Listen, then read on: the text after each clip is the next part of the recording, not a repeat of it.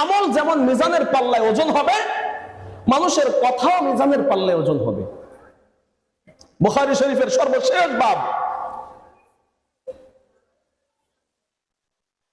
এই অধ্যায়ের মধ্যে আল্লাহ রাসূল বলেন, ইমাম বুখারী বাব কায়েম করেছেন, ইন্না আমালা বানি আদম ওয়া কাওলাহুম ক্বাদ তুযান, বনি আদমের কথা এবং তার আমল প্রতিটাকে ওজন দেওয়া হবে মিজানের পাল্লায়। তাহলে কথা বলার আগে হিসাব করা দরকার, আমার কথা মিজানের পাল্লায় ওজন হবে, আমি যা বলবো এটা আমার সব রেকর্ড থাকবে। আল্লাহ বলেন, মা ইয়ালফাযু মিন কাওলিন ইল্লা লাদাইহি রাকীবুন আতীদ। আল্লাহ বলেন, তুমি যে কথা বলো না কেন, তোমার প্রতিটা কথা আমার সংরক্ষিত ফেরেশতা তোমার মুখ থেকে বের হওয়ার সাথে সাথে লিখে রাখে। এজন্য কথা বলার আগে একটু হিসাব করা দরকার। আমার কথা হাসরের মাঠে ওজন হবে, মিজানের পাল্লায় দাঁড় করানো হবে। যদি কথা ভালো হয় তো কথার কারণে মানুষ জান্নাতি হয়ে যায়, আর যদি কথা খারাপ হয় তো কথার কারণে মানুষ জাহান্নামী হয়ে যায়। আপনি দেখেন না দুনিয়াতে এক কথার কারণে ফুলের মালার পরিবর্তে জুতার মালা হেলিকপ্টার দিয়ে ভাড়া করে যাইয়া খাইয়া আবার ঢাকাইছে, দেখছেন না? কিসের কারণে ভাই? কথার কারণে। 7 সাগর 13 নদীর ওই পারে যাইয়া এক কথা বলেছে আমেরিকায় বসে, এক কথার কারণে এমপিত্ব শেষ, মন্ত্রিত্ব শেষ, জেলখানার আসামি। কি এর কারণে? কথার কারণে। ইন্নাল ইনসান ইয়াসতুরু ফিল লিসান, মানুষ কেমন এটা চেনা যায় তার জবানে। মানুষ কেমন এটা চেনা যায় কিসে? তার জবানে। এজন্য মানুষ এমন এমন কথা বলে, কথার কারণে বান্দা জাহান্নামী হয়ে যাবে, আবার কথার কারণে মানুষ জান্নাতি হয়ে যাবে। জাহান্নামী হয়ে যাবে কেমন কথা? একটা উদাহরণ দেখেন। একজন মানুষকে বলা হলো, রমজান মাস তো যেহেতু সামনে, চাচা যান রোজা রেখেছেন? তিনি জবাব দিলেন, আল্লাহকেই ভয় করি না, তোমারে ভয় করে কি করব? আচ্ছা, কথাটা কি বললো? আল্লাহকেই ভয় করলাম না, তোমাকে ভয় করে আর কি করব? সত্যি কথাই বলে রোজা রাখি নাই। কথাটা কি হইল? আল্লাহকে ভয় করা ফরজ। আল্লাহকে ভয় করা কি ভাই? ফরজ। কেউ যদি ফরজকে ইনকার করে মানুষ কাফের হয়ে যায়। ফরজকে যদি কেউ তুচ্ছ তাচ্ছিল্য মনে করে সে কাফের হয়ে যায়। তাহলে যে লোকটা বললো আল্লাহকেই ভয় করি না, তোমাকে ভয় করে কি হবে, তাই সে কি এই আয়াত মানলো? ইয়া আইয়ুহাল্লাযীনা আমানুত্তাকুল্লাহা হাক্কা তুকাতিহ, ও দুনিয়ার ঈমানদার, তুমি আল্লাহকে ভয় করো। ভয় করার মতো, আল্লাহকে ভয় করার জন্য আল্লাহ নিজেই বলেছেন আমাকে ভয় করো, আমাকে ভয় করো। ইয়া আইয়ুহান নাসু ইত্তাকু রাব্বাকুম ইন্না যালযালাতাস সাআতি শাইউন আযীম। ও মানুষ, আমি রবকে ভয় করো, কিয়ামতের আগে একটা কম্পন হবে, কিন্তু কঠিন কম্পন। অতারান নাসা সুকারা মা হুম বিসুকারা, যে কম্পনের কারণে মানুষগুলোকে আপনি পাগলের মতো দেখবেন, কিন্তু তারা পাগল না। আল্লাহকে ভয় করা প্রতিটা মানুষের উপরে ফরজ। যে বান্দা বলল আমি আল্লাহকে ভয় করলাম না, তো তোমাকে ভয় করে কি হবে, সে কি আল্লাহর ফরজ বিধান মানলো নাকি কাফের হয়ে গেল? এজন্য মুসলমান কথা বলার আগে হুঁশিয়ার। একটা কথার কারণে জান্নাত, একটা কথার কারণে জাহান্নাম।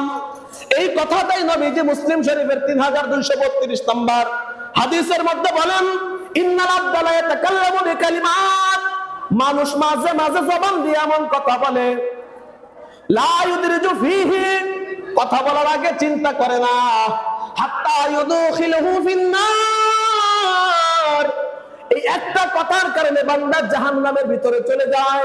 মিম্মা আবাদা বাইনাল মাশরিক ওয়াল মাগরিব, জাহান্নামের এত তলে চলে যায় যে মাশরিক এবং মাগরিব মানে পূর্ব থেকে পশ্চিম পর্যন্ত যত দূর, একটা কথার কারণে বান্দা জাহান্নামের এত নিচেই চলে যায়। ওয়া ইন্নাল আবদা লা ইয়াতাকাল্লামু বিকালিমাত, আর মানুষ মাঝে মাঝে এমন কিছু কথা বলে ইউদখিলুহুল জান্নাহ, কথার কারণে মানুষ জান্নাতি হয়ে যায়। কারণ আল্লাহু আকবার, কথার কারণে মানুষ জান্নাতি হয়ে যায়। এজন্য যতক্ষণ পর্যন্ত কথা চলবে ভালো কথাই চলবে, যদি ভালো কথা না বলতে পারি তো চুপ হয়ে যাব।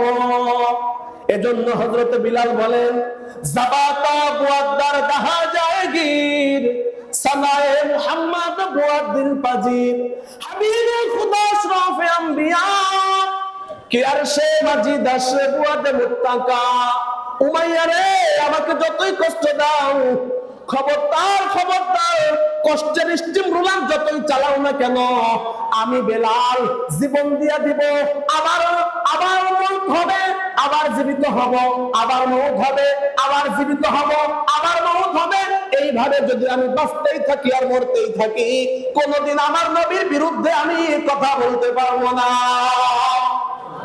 এজন্য মুসলমান খুব হুঁশিয়ারের সামনে সামনে আগানো চাই। আল্লাহ বললেন, এবার আমার মূল আলোচনায় আসি। আল্লাহ বললেন, ওয়ালা তাকুফু মা লাইসা লাকা বিহি ইলম, ওই দিকে তুমি ঘাড় ফিরাইও না, ওই ব্যাপারে তুমি কথা বলিও না।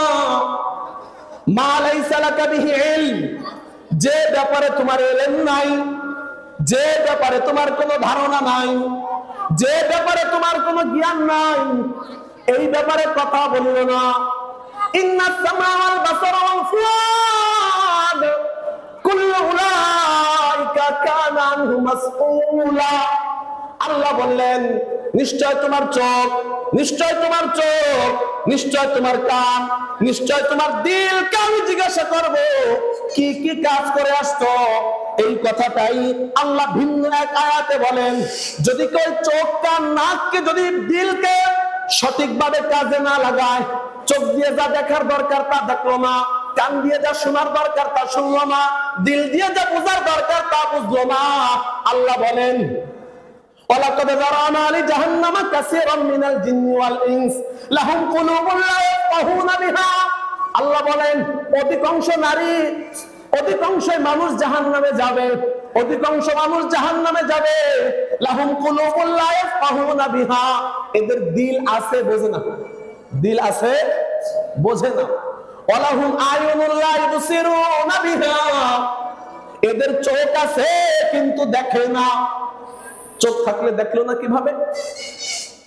সারাটা দিন, সারাটা রাত, 24টা ঘন্টা নাপাক সিনেমা দেখার জন্য পাগল হয়ে গেছে। মালিকের কোরআনটা দেখার মতো কোনো সময় পায় নাই। 24টা ঘন্টা সিরিয়ালের জন্য পাগল। কই স্বামী, কই বাপ, কই মা, কোনো খবর নাই। সিরিয়ালের টাইম হইলে সব উল্টা পাল্টা হয়ে যায়। পর্দার আড়ালের মা, আপনার চোখের ব্যাপারে আল্লাহ তাআলা জিজ্ঞাসা করবে, আপনি চোখ দিয়ে কি দেখেছেন?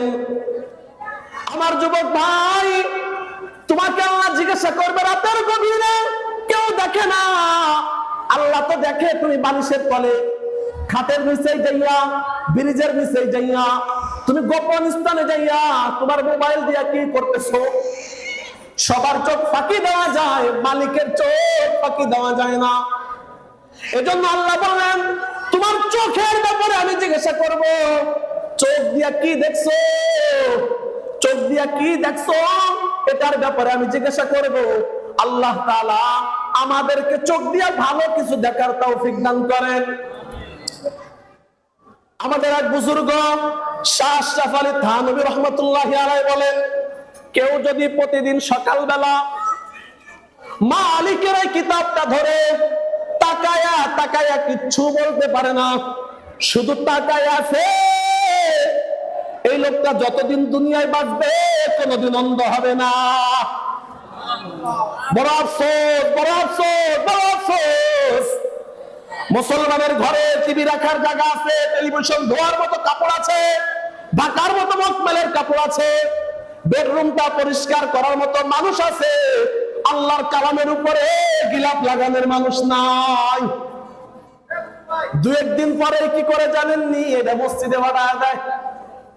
অথচ নবী বলেন, তাবাররাক বিল কুরআন, বরকত হাসিল করো কোরআনের মাধ্যমে। অতএব ঘরে যদি বরকত রাখতে চাও, বরকতের জন্য অনেক সময় মানুষ অনেক কিছু করে। যারা ব্যবসা বাণিজ্য করে দেখবেন হাতওয়ালা তাবিজের ছবি ঝুলানো, কেশমের উপরে হাতওয়ালা তাবিজের ছবি একটা ঝুলায় রাখছে। কি লাইগা? কয় বরকত বরকত। যাদের বাচ্চা কাচ্চা হয় না, সুন্দর করে ঘরের মধ্যে একটা ক্যালেন্ডারে বাচ্চার ছবি লাগাইয়া ঝুলাই রাখছে।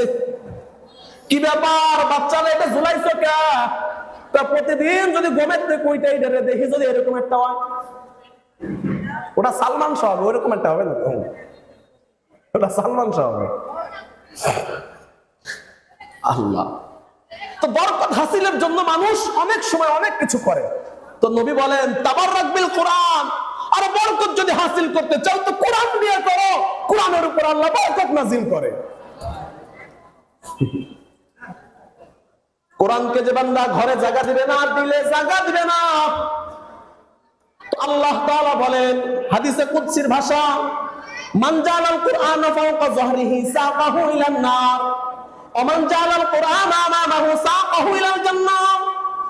যে ব্যক্তি কোরআনকে তার ব্যক্তি জীবন থেকে শুরু করে রাষ্ট্রীয় জীবন পর্যন্ত সামনে রাখবে, কোরআন তাকে জান্নাতে নিয়ে যাবে। আর যে ব্যক্তি কোরআনকে তার পিছনে রাখবে, কোরআনের হুকুম মানবে না, আল্লাহ তাআলা ওই ব্যক্তিকে জাহান্নামে নিয়ে যাবে। এজন্য আমরা সকালবেলা কোরআন একটু চোখ দিয়ে দেখতে পারবো তো ইনশাআল্লাহ? আল্লাহ আমাদের তৌফিক দান করে, বলেন আমিন। পড়তে পারেন না, পড়তে পারেন না, আফসোস নাই, অন্তত হাত দিয়ে একটু ধরে, হাত দিয়ে একটু ধরেন, বুকে একটু, বুকের সাথে একটু কালামুল্লাহকে একটু লাগান, একটু মায়া জমান না, একটু মায়া জমান।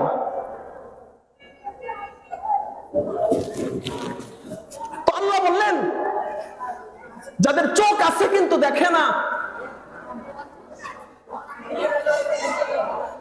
ওয়ালাহুম আযানু লা ইয়াসমাউনা বিহা, এদের কান আছে কিন্তু শোনে না। কান আছে শোনে না, এটার মানে কি? কান দিয়ে ভালো কথা শোনা দরকার, শুনবে না। কান দিয়ে ভালো কথা শোনা দরকার, শুনবে না। কানের ভিতরে হেডফোন লাগাইয়া হিন্দি গানের টান মাইরে রাস্তা দিয়ে হাঁটো। তুমি একটু দিলকে প্রশ্ন করো তো, এই কানের শ্রবণ শক্তি দান করেছেন কে? আল্লাহ। আল্লাহ ইচ্ছা করলে কানের শক্তি বন্ধ করে দিতে পারে, কিন্তু দেয় না। এটা আল্লাহর বড় দয়া, এটা আল্লাহর বড় দয়া। মুসলমান ইমানদার, আল্লাহ তাআলা পরবর্তী অংশ বলেন আলাহুম আযানুন লা ইয়াসমাউনা বিহা ওয়ালাহুম আয়ুনুন লা ইবসিরুনা বিহা উলাইকা কাল আনআম। এরা হলো চতুষ্পদ জানোয়ার। অতএব দিল, কান, চোখ, দিল, কান, চোখ, এই তিনটা যদি সঠিক ব্যবহার না করে, এই মানুষগুলা মানুষ থাকে না, চতুষ্পদ জানোয়ারে পরিণত হয়ে যায়। এজন্য জবানকে সঠিকভাবে ব্যবহার করা আল্লাহ আমাদের তৌফিক দান করে, বলেন আমিন। তাহলে এবার আসেন আমার মূল কথায়। আল্লাহ বলেন ওয়ালা তাকুফু মা লাইসা লাকা বিহি ইলম ইন্নাস সামা ওয়াল বাসারা ওয়াল ফুআদ কুল্লু উলাইকা কানা আনহু মাসউলা। মুমিন, তোমার চোখ, তোমার কান, তোমার জবান, প্রতিটার ব্যাপারে আমি আল্লাহ জিজ্ঞাসা করব। তাহলে আল্লাহর কাছে যদি হিসাব দিতে হয়, আল্লাহর কাছে যদি আমাদের হিসাব দিতে হয়, পার হওয়ার কোন রাস্তা থাকবে না। আল্লাহর নবী বলেছেন, তিরমিজি শরীফের 3211 নম্বর হাদিসের বর্ণনা, রাসূল বলেন মান, কথা বলেন না, সমস্যা হবে না। عن أبي هريرة رضي الله تعالى عنه قال قال رسول الله صلى الله عليه وسلم من حسب عذب, যার হিসাব নেওয়া হবে তাকে আযাব দেওয়া হবে। হিসাব যদি দিয়ে মালিকের জান্নাতে যাওয়ার কোনো আশঙ্কা করা যায় না, তো আল্লাহ যদি হিসাব নিয়েই বসে তো আল্লাহ তাআলা আযাব দিবে। আল্লাহ যেন আমাদেরকে হিসাবের কাঠগড়ায় দাঁড় করায়, বলেন আমিন, বলেন আমিন। আল্লাহ। এবার আসেন সামনের কথা। আল্লাহ রাসূল সাল্লাল্লাহু আলাইহি ওয়াসাল্লাম মুসলিম শরীফের 3260 নম্বর হাদিসের বর্ণনা, লা তাগতাবুল মুসলিমিনা ওয়াল মুসলিমাত।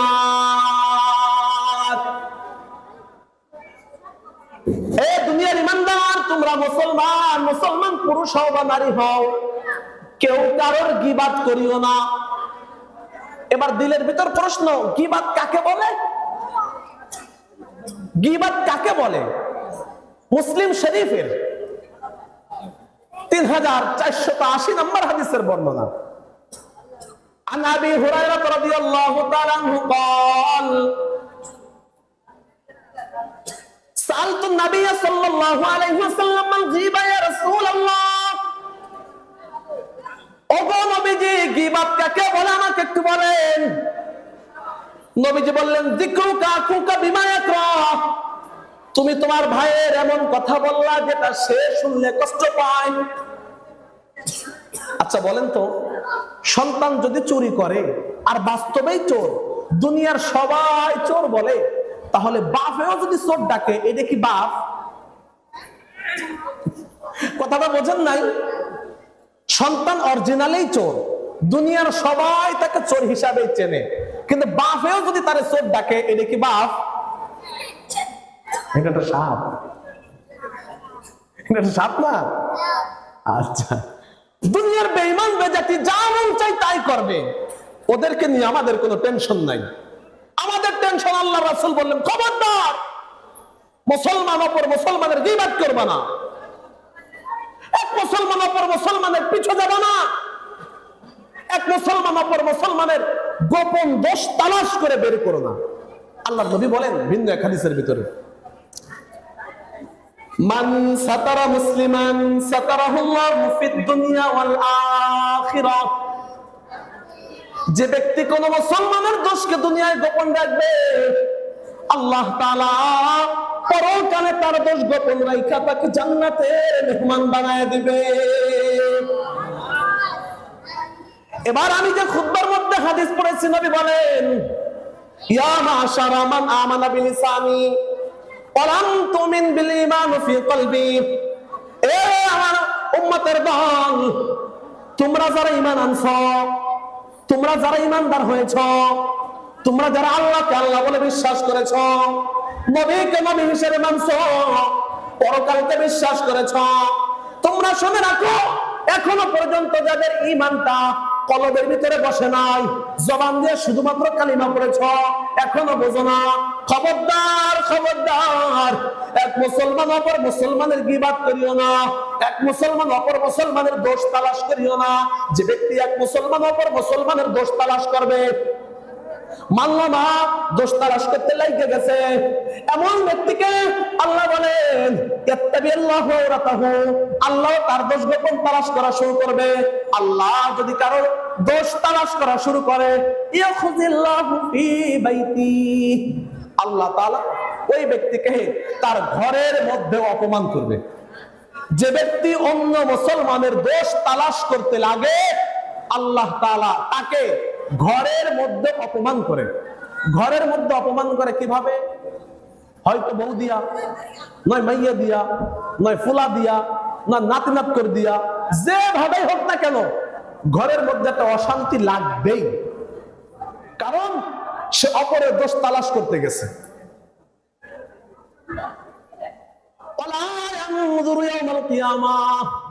আর যে ব্যক্তি অপরের দোষ তালাশ করতে যাবে, আল্লাহ তাআলা কিয়ামতের দিন তার দিক তাকাবে না। আল্লাহ তাআলা কিয়ামতের দিন তার দিক তাকাবে না। ওয়ালা ইউযাক্কিহিম, আল্লাহ তাআলা তাকে পবিত্র বানাবে না। আল্লাহ যদি পবিত্র না বানায়, তো জাহান্নাম ছাড়া কোনো রাস্তা হবে না ভাইও। এজন্য অপরের দোষ তালাশ করা থেকে নিজেকে আড়িয়ে রাখা। আল্লাহ আমাদের তৌফিক দান করে।